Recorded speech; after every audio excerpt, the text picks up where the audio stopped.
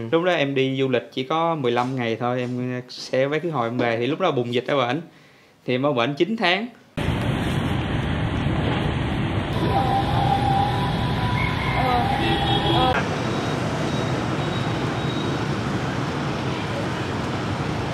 Đó, miếng tổ ong nè. Cái mày khoái phải không? Ừ. Ăn phá lấu khoái nhất là ăn tổ ong. Nó mắc nhất luôn á. Mà thấy là cũng nhiều người khoái ăn tổ ong.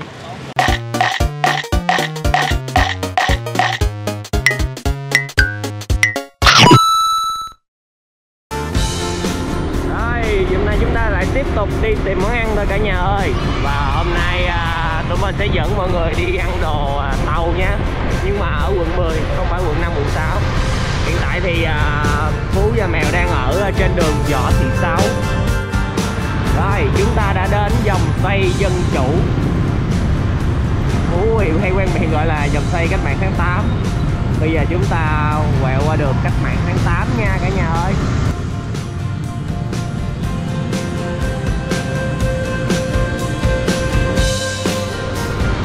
Phía bên tay trái cả nhà là công viên Lê Thị Riêng, hay còn gọi là công viên Thỏ Trắng. Một dạo mình nghe là công viên Thỏ Trắng, mình cũng không biết là công viên đó ở đâu. Thật là lúa.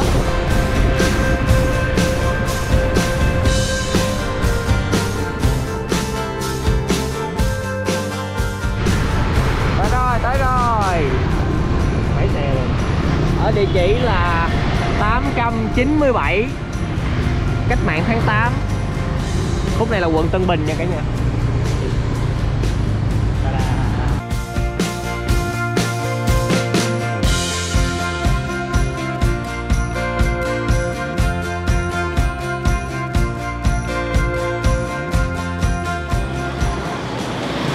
Xin chào cả nhà, Gia Phú và Mèo rất vui được chào đón cô chú, anh chị và tất cả các bạn đã đến với Via Food Travel. Hiện tại thì chúng ta đang đứng ở ngay địa chỉ là 897 đường Cách mạng tháng 8. Món ăn ngày hôm nay chúng ta sẽ thưởng thức đó là phá lấu cây Tứ Xuyên. Kế bên có nem chả ché trộn cốc non và bán nước giải khát nữa, cho nên ai thèm ăn vặt có thể ra mua.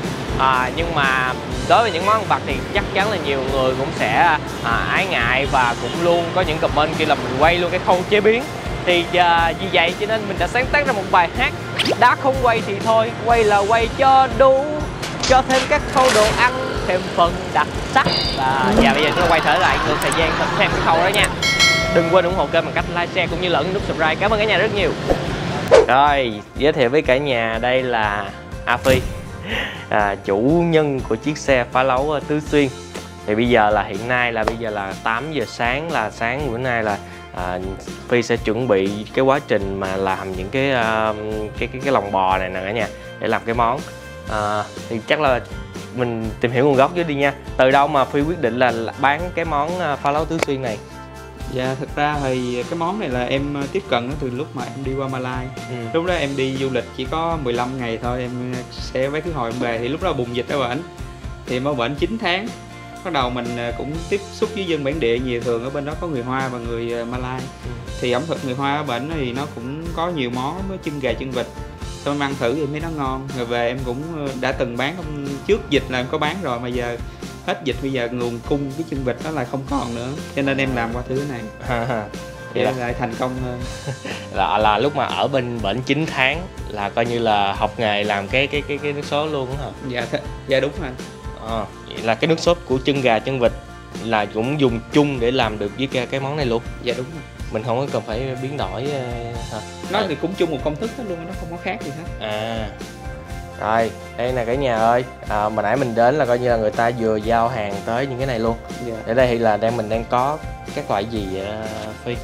Đây là mình có lòng bò. Lòng non ở trên nè, phần non nhất. Xong tới là trái khế. Rồi tới đây là lá mía, tổ ong và thanh long. Em thì em sử dụng có 5 loại này thôi. Nó còn bao nhiêu loại ta?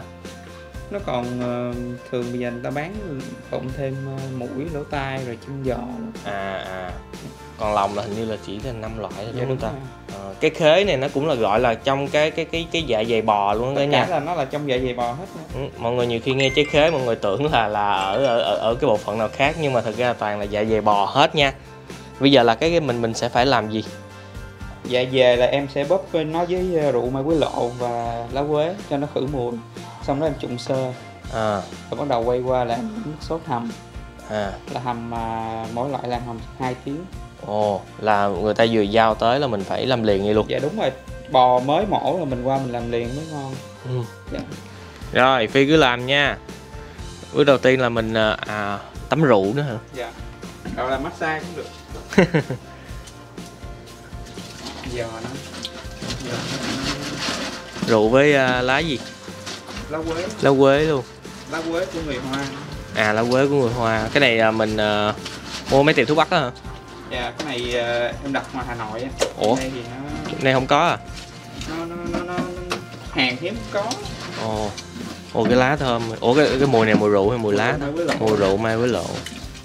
Rồi bây giờ chúng ta tới dạ khế. Cái dạ khế này nó cũng nhiều thứ quá ha. Bò nó ăn cỏ rơm rạ, trên đây nó hay dính. Cái trà ra. Này thì mới thấy. Bình thường mà Phú quay mình thấy là rửa không nhưng mà cái này là phải trà. Em cũng thấy người ta rửa không nhưng mà về em làm thấy nó dơ á. Cái môn trà là em mới nghiên cứu ra thôi chứ em không biết người ta làm giống không. Bếp chắc cũng được 9-10 năm rồi. Lúc mà em đi qua Malai là chị bác kêu qua thử món mì vịt tiềm á. Thì bác thử đây rồi bác kêu qua bển là có người ở bển á, người ta sinh sống bên Malai, ta kêu qua để mà mở một quán mì vịt tiềm, em đi qua để em làm. Thì lúc em qua trước khi em mà bị dính dịch á thì thử món xong hết rồi là đi kiếm mặt bằng để mướn mà làm thôi. Cái bùng dịch ở bển 9 tháng luôn.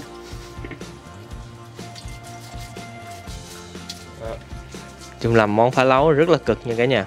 Tại vì nếu mà chúng ta không làm kỹ, không làm sạch á thì cái mùi phá lấu nó sẽ rất là khó chịu. Rồi phèo nha cả nhà ơi.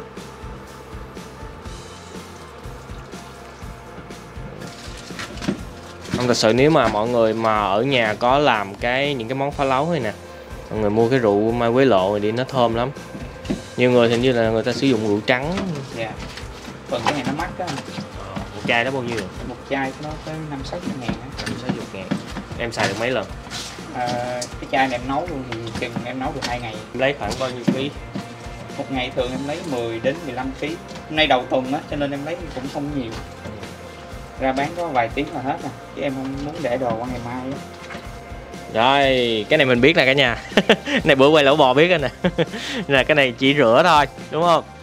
Người ta đã sơ chế sẵn rồi.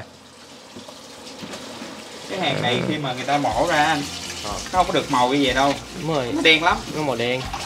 Cho nên lò thì người ta làm, người ta giao qua cho mình cái kia luôn chứ mình không làm nổi. Nhiều người thì lại thích ăn cái màu đen. Nhiều người thích ăn cái loại màu đen. Dạ đúng rồi. Mà phá lấu anh nấu từ loại màu đen thì lại không làm được. Cái nồi phá lấu nhìn kỳ lắm luôn. Đây là mình làm cái gì Phi? Dạ cái này là để cái nước mà mình trụng sơ cái đồ á anh. Thì mình nên nướng hành trước, mình cho xíu rượu, xíu muối vô. Sao mà sao phải nướng với bạn? Anh thấy như có nhiều người ta để lên thẳng trên lửa ta nướng. Xài bếp từ từ. Trời. Hàng gì thấy ủa sao cũng ngộ. Bốc khói rồi nè cả nhà. Thơm lắm á. Thơm. Rồi. Còn người Hoa thì lúc nào người ta cũng xài muối hột đó, muối hột cái đường phèn. Bài á. Bài. Nấu gì anh bỏ xíu muối hột vô cái vị nó đậm đà lắm, nó dễ chịu lắm. Mọi người nghe nha, chiêu. Cái lúc cuối khi mình nêm xong á, anh thấy vừa ăn đúng không, anh chỉ bỏ vài hột thôi, nó sẽ đậm đà mà nó để lại cái hậu trong của hột. Cái này là em làm bên bếp Hoa á. Thì ra đó là lý do mà một phần là tại sao cái quán Hoa lại có vị đậm đà.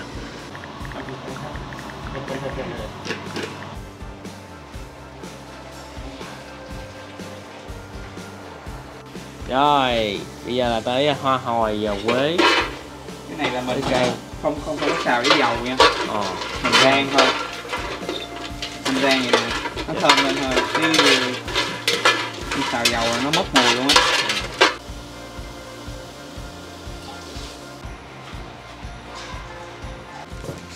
Rồi cái củ sen này là sao vậy Phi?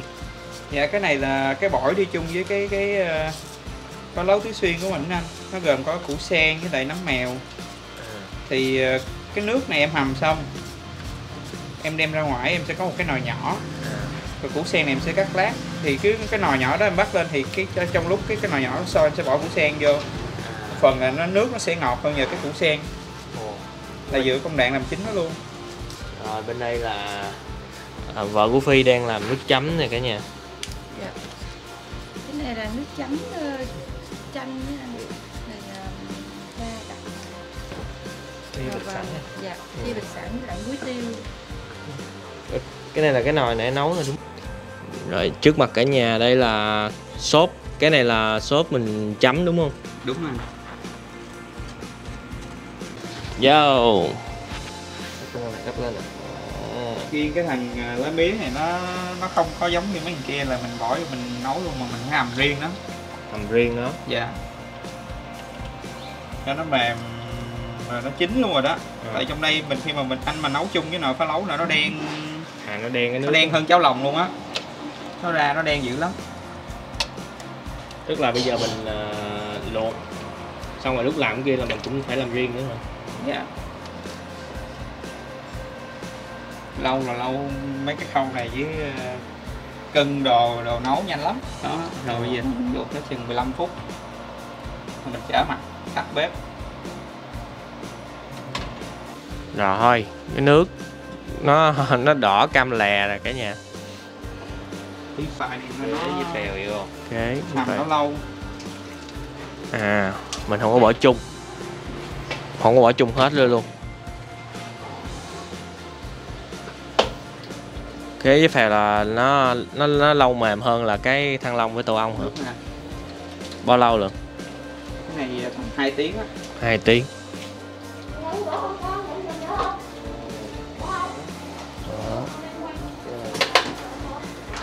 Rồi, là bây giờ là cái này chín rồi đúng không? Mình gấp ra mình để vậy thôi hả? Đó là nó mềm mà. Bây giờ mình để cho nguội nhiệt độ phòng.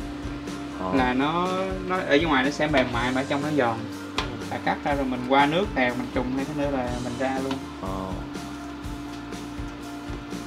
Lâu chứ nồi nãy giờ. Giờ là gấp cái này ra là tới thằng lá mía vô. Dạ, lá mía với lại tổ ong. Quá đã. Rồi, thơm nó bụng quá. Làm chén về. Ừ. Rồi vô luôn lá sách và thăng long. Ủa tổ ong và thăng long. Thì bị nhiễm hả? Bị nhiễm. Khúc bối rối này nha mọi người. Không, đợi bữa quay lẩu bò bị lộn.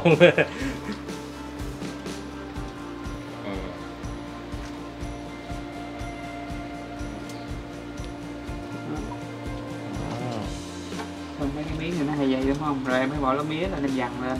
À, vậy là lá mía dằn lên luôn. Giống như ngâm cải chua có một đá ngâm vậy. À. Đây, thằng lá mía hồi nãy nè cả nhà. Đó. Thấy nó đen ghê không? Đen nè. Cái nước này mà nấu chung với cái nước hầm của mình là nó đen vừa luôn á.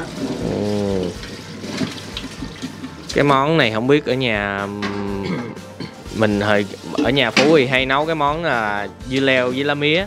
Không biết là cái nước này có sử dụng không? Cái nước này nếu mà anh lấy lóng chặt nấu cháo lòng thì rất là ngon. À, hồi nãy em bỏ hết luôn. Dạ. Không có sử dụng để làm gì hết. Mình không có sử dụng, mình không làm gì hết, mình bỏ luôn. À, nước có sử dụng cháo lòng được. À, vậy là cái canh ở nhà chắc cũng là sử dụng cái nước nè. Dạ. Đó. Đó mình rửa lại cho trôi hết đi mấy cái huyết của nó. Canh dưa leo lá mía bổ lắm á cả nhà. Rồi. Cũng là một món của người Hoa. Xong. Rồi, đè nó lên luôn. Đó. Để nó lên trên. Cái này cứng lắm, nó phải đè lên vậy thì nó mới chìm mấy cái kia. Rồi, cũng tiếp tục mở nắp và hầm như vậy. Nhưng mà lát hồi em cũng phải lật nó xuống chứ hả? Hay để nó vậy không? Nó dính được có một phần rồi. Dạ đúng, phải lật nó lại. Chừng tiếng sau mình lật lại là được. Ok, đó, đã quay là quay hết luôn cho mọi người xem. Bây giờ là Phi đang làm cái công đoạn là những dụng cụ mang về. Có khăn giấy ướt nè, muỗng nè, một bịch muối tiêu. Muối là tự em rang luôn á, chứ em không có mua. Rồi, hồi nãy chị giới thiệu rồi. Nếu mà mọi người để ý là như là Phi chỉ bỏ bịch muối vô thôi, còn cái bịch kia nước sốt kia là nước không có bỏ vô. Dạ, thường thì nó phải bảo quản trong ngăn mát á anh, cho nên em chỉ bỏ bịch muối thôi. Thì khi mà về thì mới bỏ thêm bịch kia vô. Lúc về mới bỏ vô. Nó nằm riêng. Ok. Rồi ok, sau quá trình chế biến thì bây giờ thành phẩm hết rồi nè cả nhà. Đây là được bày ở trên một cái nồi, cái ôm vòng quanh cái vòng cung trong cái nồi. Bây giờ là Phi đang cắt để mà bày ra cái mâm trưng như vậy. Chào mọi người. Nhưng mà mọi người yên tâm là cái quầy này là Phi có che một cái màn ở trên nha, chứ không phải là không có che gì nha. Tại mình đang quay dở lên để quay cho mọi người xem hình rõ hơn. Rồi, cái này khế phải không ta? Cái này khế, khúc dưới của khế. Khúc dưới khế. Nó giống như thịt dày của mình vậy.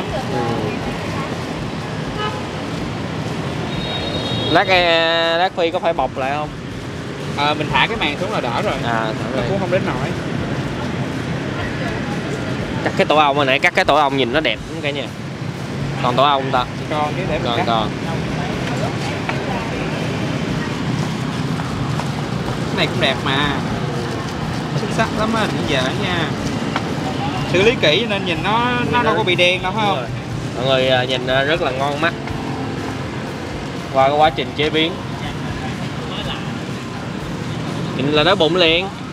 Phái liền. Phái chảy nước miếng. Miếng tổ ong nè. Cái này phái phải không? Ăn phá lấu khoái nhất là ăn tổ ong. Nó mắc nhất luôn á. Mà thấy là cũng nhiều người khoái ăn tổ ong. Mắc nhất luôn hả?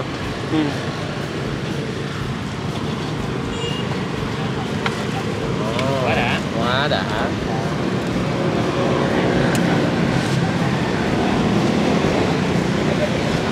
Rồi, trước khi ăn thì chúng ta sẽ cùng nhìn lại tất cả các thành phẩm ở trên đây nha cả nhà. Hồi nãy bạn quay mấy cái này chưa bạn? Rồi bạn ơi. Rồi ok, rồi chúng ta có đi từ đây qua nha. Là khế, tổ ong, lá mía, phèo, thăng long, thịt dày. Thịt dày là thường là nói thịt dày là cũng nằm trong cái phần khế hả? Trong nội tạng con bò thì có những chỗ nó sẽ dày. Trong thăng long cũng có, trong tổ ong cũng có, và trong cái khế nó cũng có. Rồi mình dỡ cái nồi nắp ra. Đây, nồi nước sốt. Rồi nước dùng. Cái này mọi người nhìn là mọi người không có biết. Nhìn là không có biết là cái lòng bò nhìn tưởng như cái bánh bông lan cả nhà. Những cái cuộn thăng long bên đây cũng vậy, được xiên cuộn là nhìn rất là bắt mắt. Rồi, ở cái giờ bán của mình là mấy giờ Phi? Dạ em bán là 3 giờ em ra, em bán là tới cỡ 8 hoặc 9 giờ là hết. 8 đến 9 giờ. Hiện tại là mình có đăng ký bán app hay là như thế nào không? Có Shopee Food Shopee hả? Dạ, chung với chuỗi Unity Rồi, một phần là 40.000. Dạ, kèm bánh mì. Kèm bánh mì luôn. Trắng, kho tay rồi xiên rồi đầy đủ về ăn thân thiện môi trường dục luôn, không phải nữa. Nói chung á là ở đây á, Phi có bán hai loại lần cả nhà, tức là một kiểu là phá lấu truyền thống là nước cốt dừa với lại cái loại phá lấu tứ xuyên này. Nhưng mà ngày hôm nay do lưu bu cho nên là làm không có kịp để mà chỉ có cái món này thôi, cho nên mà bữa giờ mình cũng ăn hồi trước giờ mình ăn phá lấu cốt dừa quen rồi, bữa nay mình ăn phá lấu tứ xuyên thôi ha. Rồi bây giờ là thường thì cứ một lần em chăm nước lèo thì em sẽ chăm bỏ củ sen vô luộc để cho nó ra ngọt, chứ em không có nấu như hồi sớm em nói luôn. Đúng rồi. Cũng có cái nó đen liền lẻ ha. Dạ.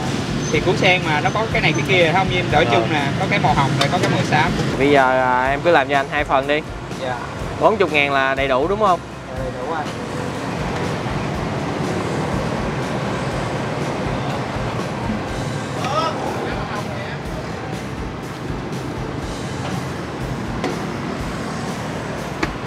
Em có bán theo yêu cầu không? Dạ có, khách cũng có mấy cái đó. Mà bán gì lỡ nó hụt đồ sao? Nói chung thì cuối giờ thì khách cũng không có kén chọn lắm. Họ thấy mình còn gì họ cũng ăn cũng được. Ít khi nào mà ai mà vô rồi nói còn này còn kia mình cũng bỏ đi. Nói chung em thấy khách ở đây cũng dễ thương, dễ chịu. Không chỉ riêng Phú thì mình nghĩ chắc là nhiều người cũng chỉ mong chờ vào giây phút này, giây phút thưởng thức.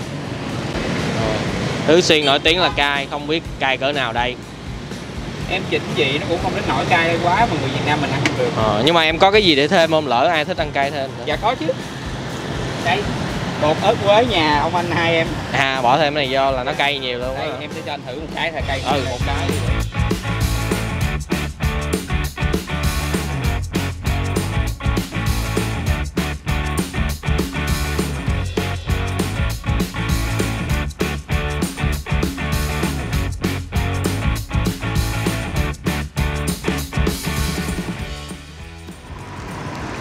Ok, tới giờ ăn rồi. Gia Phú, Gia Mèo xin mời cả nhà, cô chú, anh chị và tất cả các bạn chúng ta thưởng thức phá lấu cây Tứ Xuyên.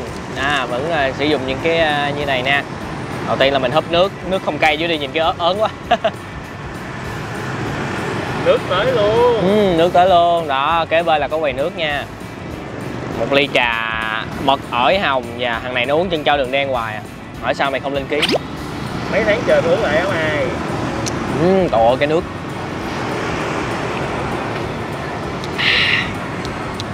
cái độ mặn nó ít lắm cả nhà, mà cái hậu nó ngọt, mì cay tê trên đầu lưỡi. Cái này là đúng là mới vừa phải nè, nó cay từ trên đầu lưỡi và xuống cuống họng, cái vị nó rất là vừa luôn. Ngon. Chạm miếng bánh mì chứ nha. Đây.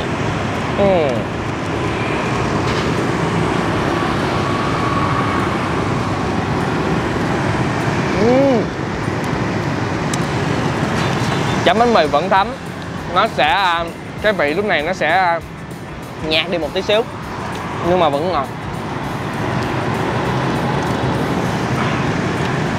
Cái ngọt của nó là ngọt thanh xen lẫn vị cay nha. Đã rồi. Thằng lá mía trước nè, chấm luôn. Cái nước sốt á, hồi sớm mọi người thấy lỏng lỏng đúng không? Bây giờ nó nguội lại, bắt đầu nó kẹo đặc lại á.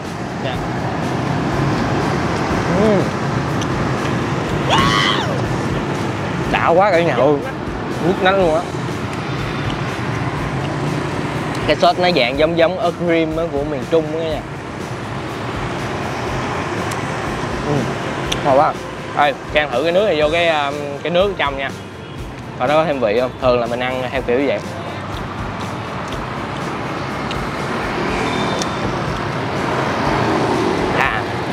Được á, thêm như nó có thêm vị chua chua. Rồi, kẹp bánh mì vô, rưới vô, ăn sốt vô. Đó.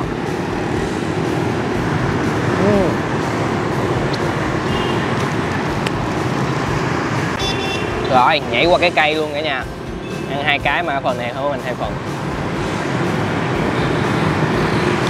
Wow. Miếng củ sen cho nó mát người à.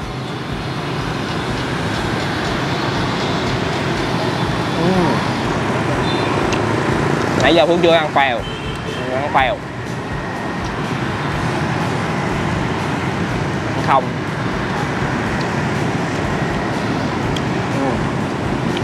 Phèo giòn dai, không có cắt mùi, béo béo. Tổ ong chấm muối tiêu thử.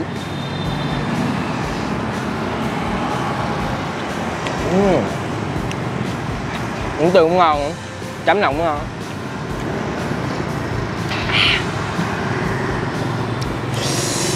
Bắt đầu cay rồi đó. Giờ mình xỏ nguyên xỉa nè, ăn cho nó đã nè. Này.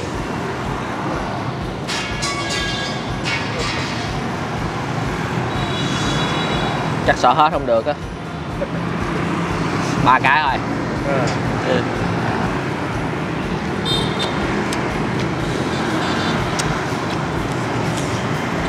Ngon lắm. Ở Sài Gòn nhưng chúng ta vẫn có thể thưởng thức đồ Tứ Xuyên.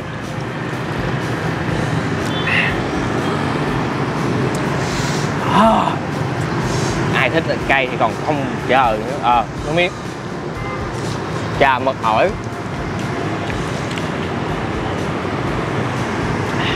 Quá tuyệt vời. Ngon không?